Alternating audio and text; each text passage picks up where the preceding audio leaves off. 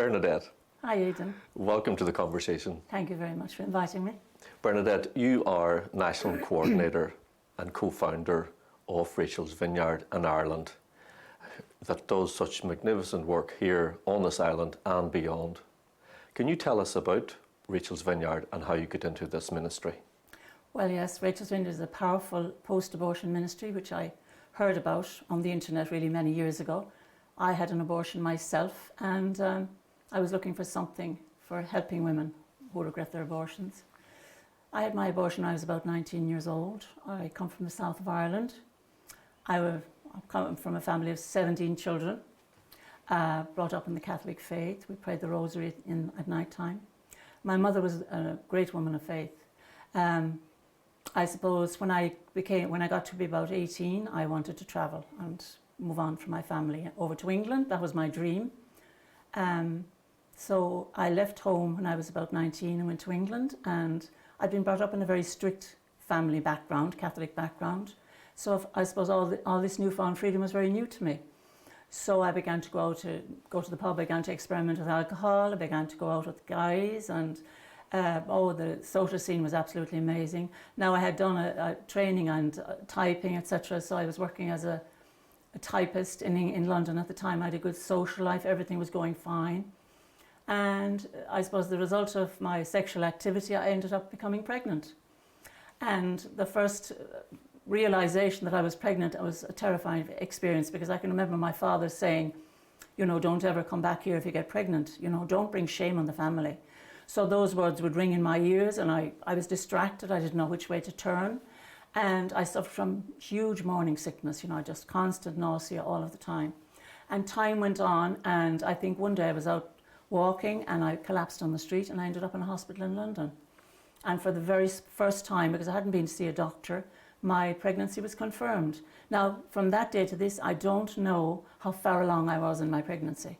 And maybe I think God does that for me, for his own reasons, I don't know, but I still can't remember how far along, but I must have been quite far along. So I remember I was admitted to hospital suffering from dehydration, and a young doctor came and sat by my bed that night, and he said to me, you know, how do you feel about being pregnant? I said, I don't want to be pregnant, you know, I'd rather die. I can never go home and visit my family again, you know. If I'm pregnant, I'm not married, not in a relationship. And I remember him saying to me, well, you know, we can do a termination. The word abortion wasn't mentioned. He said, we can do a termination. It's a very simple procedure. There's really nothing there at this stage, so you'll be just fine afterwards. So this was absolutely amazing information for me, and I can honestly say that I didn't even know there was such a thing as abortion back then. And I thought, I can have this abortion, or this termination as he called it, and my family will never know. I'm living here in England, nobody will ever know, and my life will get back on track again.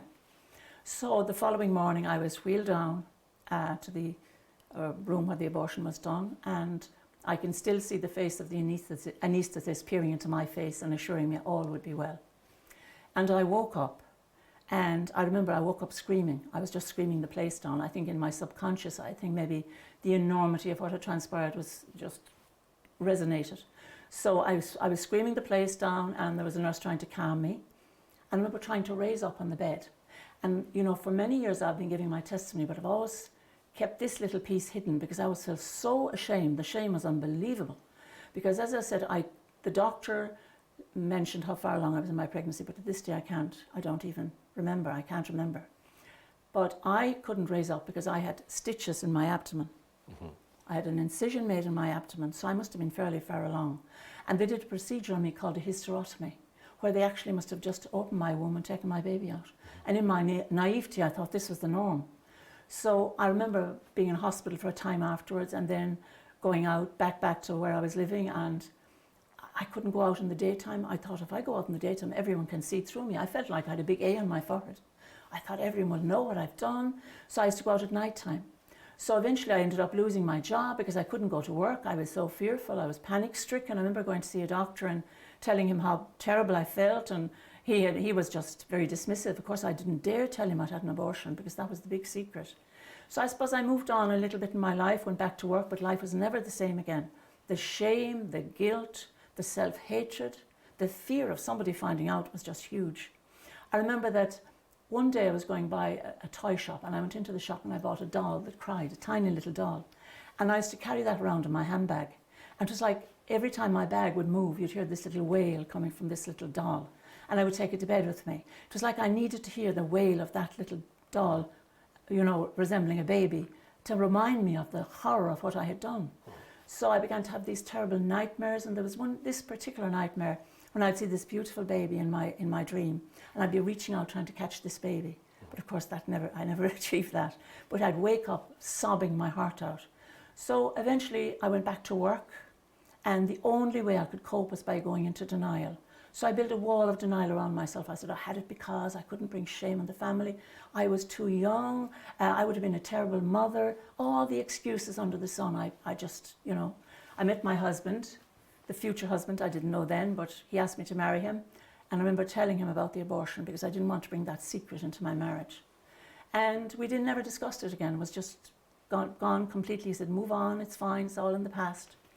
I remember pregnant with my first child, and you know, realizing I was going to have a baby, I couldn't believe how lucky I was. I wouldn't say blessed back then because I'd stopped going to church. Because it's like after an abortion, there's like a spiritual divorce from God. I felt God judged me and I was going to go to hell anyway, and that was it. So my little girl was born and she was beautiful, and I couldn't believe the joy and the love, but all the time the abortion was back there, and I kept pushing it away, pushing it down. Became pregnant again, I think maybe 2 years later, and I miscarried. Then I became pregnant for a third time, and this little girl, beautiful little girl, was born. Beautiful child, I couldn't believe it. And all this time I was doing business with God. I'd say, God, don't punish the children. Don't let the children be harmed because of my terrible mistake of what I've done. And I'd say, I know that I'm going to go to hell anyway. That was my thinking because of what I've done. So when that beautiful little girl was a year old, she got a very bad ear infection. And it spread to her middle ear, to her brain. And she was admitted to the Atkinson Morley Brain Hospital in London, had surgery. And after the surgery, she was paralysed down the right side of her body. And she had to learn to sit up and to crawl. And she was about, I suppose, 18, 19 months at that stage. And that was a huge thing. But I believed it was God punishing me for what I'd done and that I deserved it. So every challenging event that happened in my life after that, I believe I deserved. But when that little one was about 2 years old, we decided to come back to Ireland for a visit. And while we were there, she got sick. And I had been warned by the doctors that she would be susceptible to lots of infection, etc. But eventually everything would come back to normal. She would learn to sit up, to walk. The brain is slow in healing. And while we were over there, she got this infection, but she didn't recover. And while we were in Ireland, my beautiful little girl passed away. And I believed it was God punishing me for what I'd done. Of course, I know now God, that's not how God works at all. It was my own thinking and my own guilt that because of all of this. So I think down the road after that, the suffering continued, the guilt, the shame, and eventually we decided to come back to Ireland. And I began to get involved in my parish. My children are growing up. I became pregnant again. My son was born, great joy for us. And there was a beautiful sister in my parish, and she encouraged me to train to do neighbourhood retreats in my parish. And I remember going to All Hallows in Dublin and training, and we'd do these retreats on the 8 weeks of Lent. And these were really successful. You know, I really put my heart and soul into all of this. And the sister was always applauding me for my great work. And I would think, oh my God, if she knew what I'd done. She'd tell the parish priest and he'd literally run me out of the parish. So anyway, one night I decided to challenge her friendship, and I got very close to this sister because I didn't have any friends really. I kept people at a distance because I thought if they get too close, they might find out my secret. So I closed my eyes this night and I started pouring out my story. And I remember I didn't want to open my eyes because I felt I was going to get condemnation and judgment from her eyes. But when I opened my eyes, she was crying. And she got up and she came over and put her arms around me and she hugged me and she said, don't waste your suffering, let God use it for good. And that was the very, very beginning of me dismantling my awful secret. I began to speak at prayer meetings and, you know, moving on along a little bit. And in my foolishness, I would wear my reading glasses when I'd be standing up to speak. I think they can't see me properly while I'm sharing my story. But eventually the Lord gave me the courage to be able to, you know, I'd really realised that, you know, there was good coming from all this. Surely now God won't be so hard on me. So I remember then one evening, a friend of mine came to go to another convent to a rosary meeting. And there was a little nun there and she was reading the scriptures and praying, and she said, she said these words that had a huge effect on me.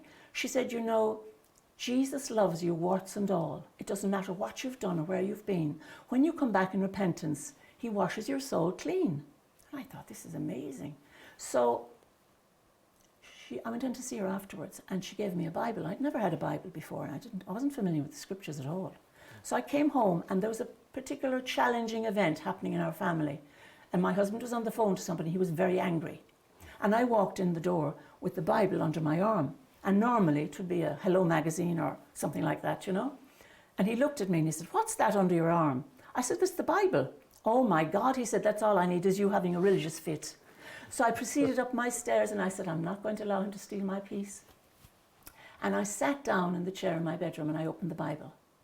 And I couldn't believe it because there was nothing else there, only one line of scripture. And it said, I will restore to you the years the locusts have eaten. Wow. And that is how the Lord has, he's just done, it's been an amazing journey. It's like a roller coaster life, you know.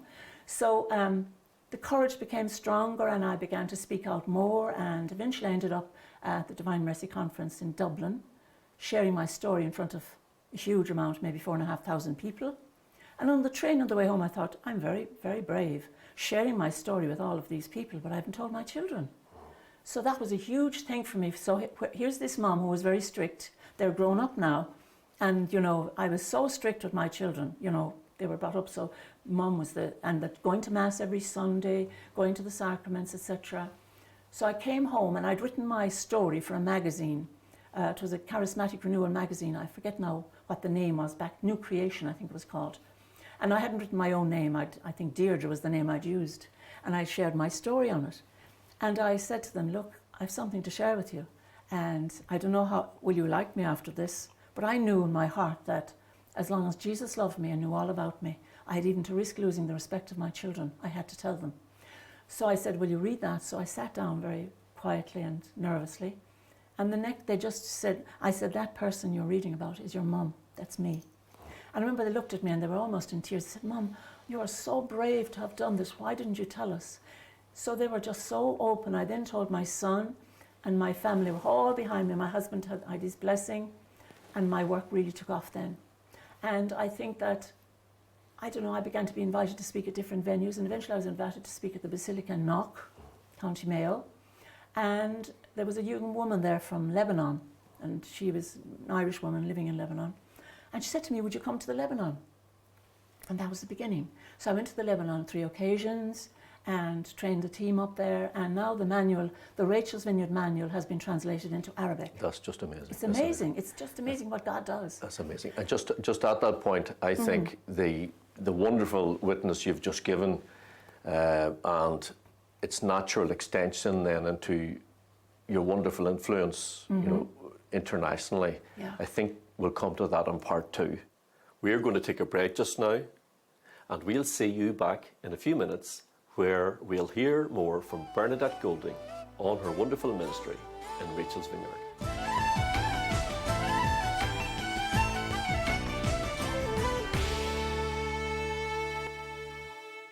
Welcome back to the conversation, where in this episode I'm speaking with Bernadette Golding from Rachel's Vineyard.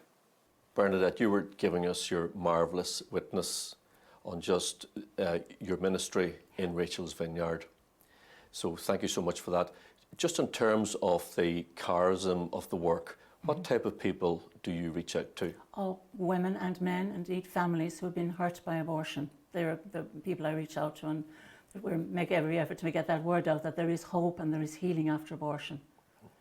So that's basically our mission, is to, you know, reach as many women and men as we can. And how is that, how are people made aware that it exists here in Ireland and abroad?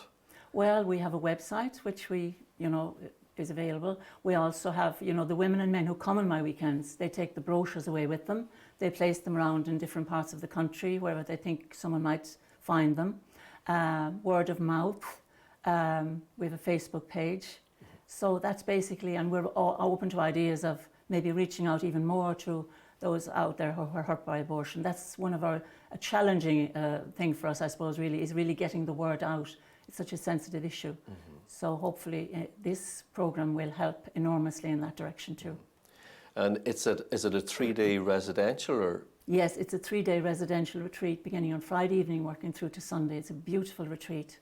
Yeah, it's amazing. And I would highly encourage anybody out there who's hurt by abortion, any man, any woman, any grandparent, because it crosses all generational lines, the effects of abortion. It has a ripple effect. So anyone involved in that decision is hugely hurt by it, you know. We heard some just amazing witness, as I was saying, in the first part of this programme with regards to your own experience. Yeah. And I guess that speaks pretty holistically into the experience of women in those troublesome situations. Yeah. But can you explain a little bit more about the relevance of Rachel's Vineyard's outreach to men, for example, grandparents? Like, really, some people say, what's it got to do with them? Well, you see, anybody involved in an abortion decision, be it a parent, be it a husband or a wife or a sibling, are affected by that decision. And indeed, on our weekends, we've had husbands, we maybe have a husband who'd never shared it with his wife.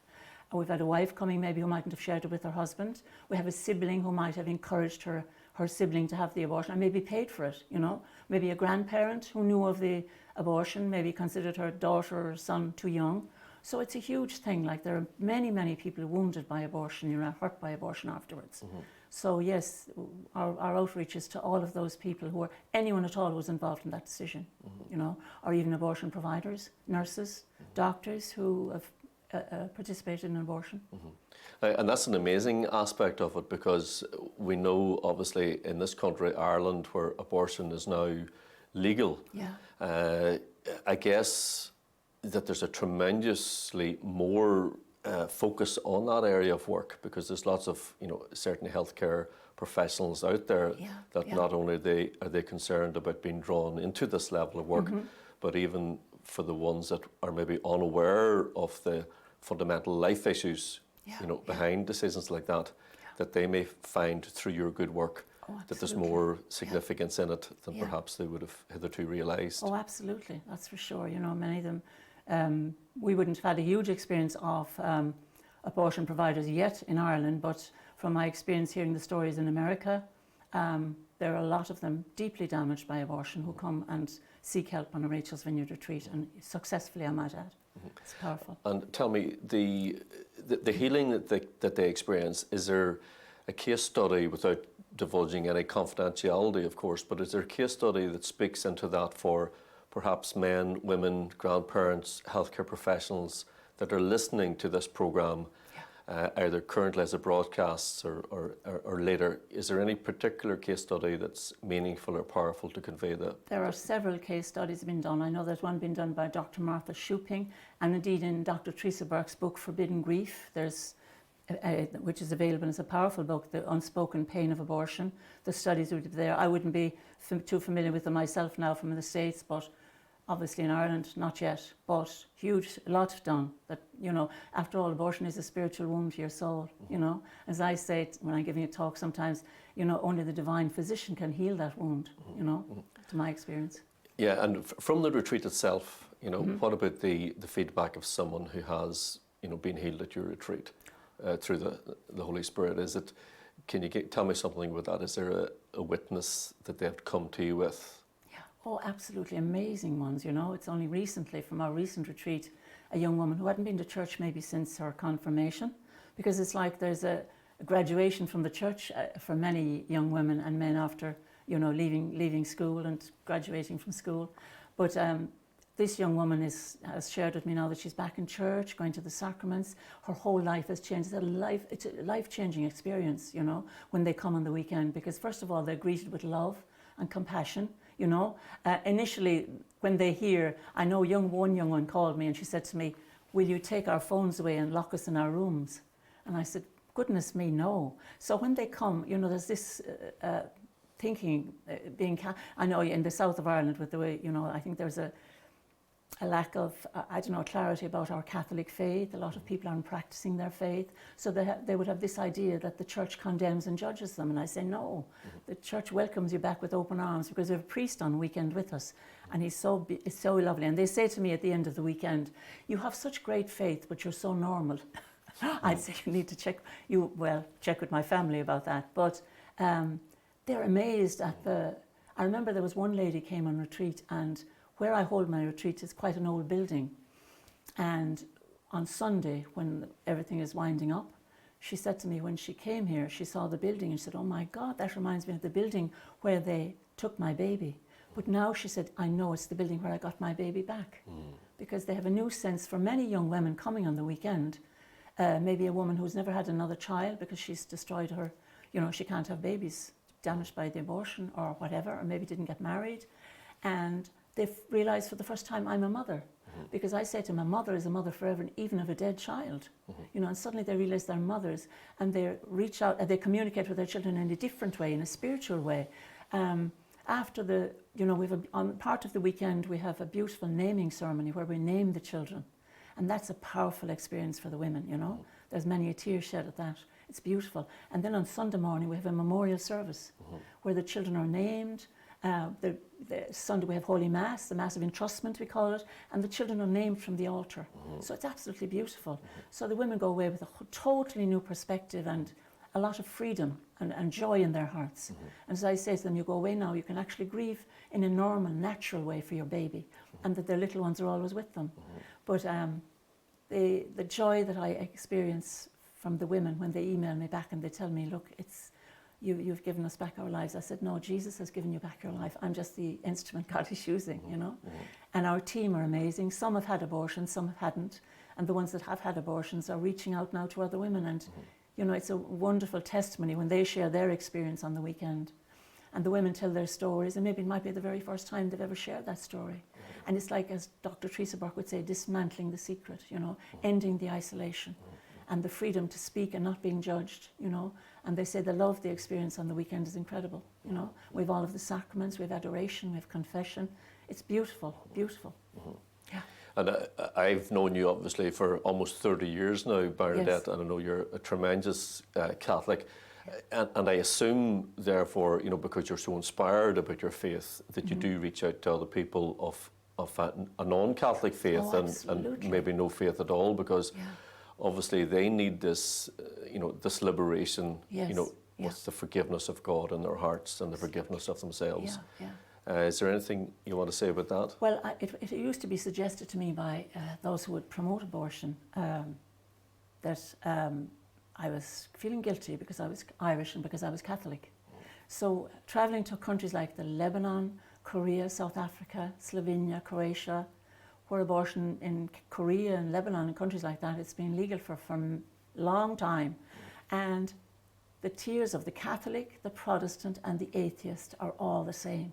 It's a universal experience. It's the same shame, the same grief, the same loss, no different at all. Yeah. Well, that's amazing. And tell me, how are you funded? Because I know from obviously our conversations in the past and even earlier this morning of your terrific outreach to women, not just here in Ireland, but internationally, United States, obviously the Middle East and as far as Australia. How is that funded for you, and how do you continue this terrific work? Well, we're funded by, I suppose, the nations of general public. When I reach out and tell my story is my biggest fundraiser. We don't get any funding from any government or any other organisation, none whatsoever. Rachel's Vineyard is run from a little room in my home and has been for this month, the end of this month, we're actually 20 years in Ireland. And out of that I've travelled to many different countries, as I said, and brought this message of hope and healing to women. But we depend on the donations from the general public. And of course there's a donate button on our website where people can donate, and we accept donations with much gratitude because we do need them. Because many times young girls come, maybe they're financially embarrassed, they can't afford. We don't turn anyone away for the cost. We have to pay our retreat centre, we have to cover our team who come and give of their time maybe 3 or 4 times a year. We have to cover their expenses on the weekend. So God does provide, and we pray and hope that there would be more generous donations so that we can reach out, have a bigger outreach for Rachel's Vineyard, and maybe have teams spread out in different places like Dublin. At the moment it's Cork and west of Ireland. I have a team running there. Yeah, but of course your ministry there, it's international from those locations, isn't it? It is, yes. If there's I don't send myself to other countries. I go if I'm called, if I'm invited to give my testimony or go to another country. I have done. in the past. So it's rachelsvineyard.ie. Yeah, that's right. Isn't You that can reach correct? us now at www.rachelsvineyard.ie.